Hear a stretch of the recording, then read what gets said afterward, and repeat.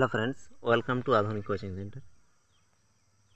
আজকে আমি সায়েন্সের উপর একটি প্র্যাকটিস সেট নিয়ে এসেছি। মাত্র 20টি কোয়েশ্চেন এনেছি। তোমরা সম্পূর্ণ ভিডিওটি দেখো এবং যদি ভালো লেগে থাকে তাহলেই লাইক করবে, নতুবা লাইক করার দরকার নেই। এবং ভালো লাগছে কি না লাগছে তোমরা কমেন্টে জানাবে। যদি খারাপও লেগে থাকে তাহলে ডিসলাইক করে দিও। চলো শুরু করা যাক। আজকের প্রথম প্রশ্ন, কোন গ্রহকে লাল গ্রহ বলা হয়? সোলার সিস্টেম থেকে এই প্রশ্নটি নেওয়া হয়েছে। দেখে নাও এর উত্তর কি হবে। না, মঙ্গল গ্রহকে লাল গ্রহ বলা হয়। পরের প্রশ্ন 2 নম্বর, দেখে নাও জলের রাসায়নিক সংকেত কি? জলের রাসায়নিক সংকেত কি হবে? H2O। 3 নম্বর কোশ্চেন আমরা দেখে নেব। আমি তোমাদের উত্তর দিয়ে রেখেছি, যেহেতু পিডিএফে উত্তরটি দেওয়া থাকে। তোমরা যদি উত্তরটি দেখিয়ে নেবে এবং মিলিয়ে নেবে, যদি কেউ ভুলে যাও তাহলে। পরের প্রশ্ন, শূন্য স্থানে আলোর গতি কত? শূন্য স্থানে আলোর গতি হবে 3 লক্ষ কিলোমিটার পার সেকেন্ড। পরের প্রশ্ন, গাছগুলো কোন গ্যাস ব্যবহার করে সালোক সংশ্লেষ প্রক্রিয়া সম্পন্ন করে? কোন গ্যাস ব্যবহার করে? Carbon die oxide. পরের প্রশ্ন 5 নাম্বার, আমরা দেখে নেব পৃথিবীর সবচেয়ে কঠিন প্রাকৃতিক পদার্থ কোনটি? পৃথিবীর সবচেয়ে কঠিন, তাহলে কি হবে? হীরা। পরের প্রশ্ন, মানবদেহে মোট কোন অঙ্গটি রক্ত পাম্প করে? মানবদেহের হৃৎপিণ্ড রক্ত পাম্প করে।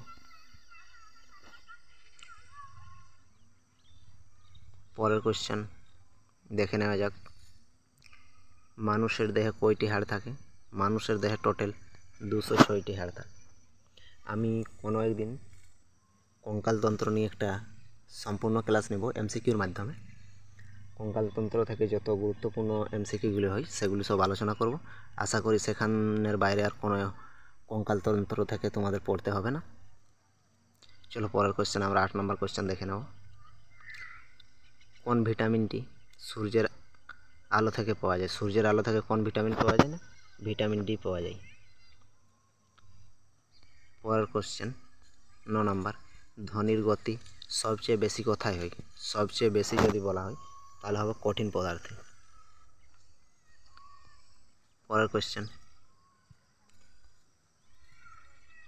পৃথিবীর সবচেয়ে বড় অঙ্গ কোনটি? পৃথিবীর সবচেয়ে বড় অঙ্গ ত্বক। পরের প্রশ্ন 11 নম্বর, রক্তের রং লাল হয় কেন? তাহলে রক্তের রং লাল হয় হিমোগ্লোবিন রক্তে থাকার কারণে। পরের প্রশ্ন দেখে নেওয়া যাক, কোন গ্রহটি সূর্যের সবচেয়ে কাছাকাছি? সূর্যের সবচেয়ে কাছের গ্রহ কোনটি? বুধ। এবং তোমরা কমেন্ট লিখে জানাবে যে কোন গ্রহটি মানে উষ্ণতম গ্রহ কোনটি। পরের কোশ্চেন, মানুষের দেহে কোন অঙ্গটি ইনসুলিন উৎপন্ন করে? ইনসুলিন উৎপন্ন কোন অঙ্গটি করে? অগ্ন্যাশয় উৎপন্ন করে ইনসুলিন। পরের কোশ্চেন, কোন পদার্থটি বিদ্যুতের উত্তম পরিবাহী? বিদ্যুতের উত্তম পরিবাহী কী হবে? কোন পদার্থ? না, তামা।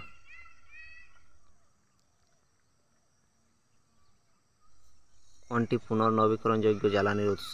পুনর্নবীকরণযোগ্য সূর্যালোক। সূর্যালোক থেকে যে আমরা পুনর্নবীকরণযোগ্য জ্বালানি পুনরায় তাকে আরও নতুনভাবে তৈরি করে ব্যবহার করতে পারি। কোন অ্যাসিডটি পেটের ভেতরে পাওয়া যায়? পেটের ভেতরে পাওয়া যাবে হাইড্রোক্লোরিক অ্যাসিড। পরের প্রশ্ন, কোন সৌরজগতের সবচেয়ে বড় গ্রহ? কোনটি সৌরজগতের সবচেয়ে বড় গ্রহ? সৌরজগতের সবচেয়ে বড় গ্রহ হচ্ছে বৃহস্পতি। পরের প্রশ্ন দেখে নেওয়া যাক, কোনটি একটি প্রোটিন? প্রোটিন যদি বলা হয় তাহলে কি হবে? ইনসুলিন হওয়ার কথা। হ্যাঁ, দেখবে তোমাদের কেউ বাই চান্স দিয়ে গ্লুকোজ দিয়ে দেয়, সেটা মনে রাখবে, কিন্তু ইনসুলিন হবে। পরের কোয়েশ্চেন, কোনটি দাহ্য গ্যাস? তাহলে কি হবে? মিথেন। পরের কোয়েশ্চেন, আজকের শেষ প্রশ্ন আলোচনা করার আগে আমি তোমাদের একটা গুরুত্বপূর্ণ ইনফরমেশন দিয়ে দিই। 20 তারিখ থেকে একটা সিরিজ চালু করা হচ্ছে এই চ্যানেলে, সম্পূর্ণ ফ্রি। পেট বেচে যেমনভাবে প্র্যাকটিস করানো হয় সেইভাবে প্র্যাকটিস করানো হবে তোমাদের সকলকে। তোমরা সকলে চ্যানেলটি সাবস্ক্রাইব করে দিও ওই পেট ব্যাচটি পাওয়ার জন্য, এবং নিজের বন্ধুবান্ধবদের শেয়ার করে দিও, যাতে তারাও জানতে পারে যে একটি ব্যাচ শুরু হচ্ছে।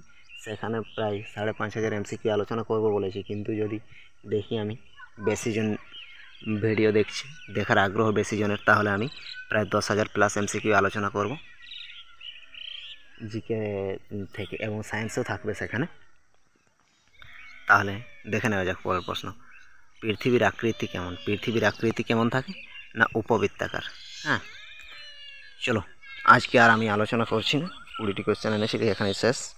তাহলে তোমরা সকলে সাবস্ক্রাইব করে দিও এবং নিজের বন্ধুবান্ধবদের সাথে শেয়ার করে দিও।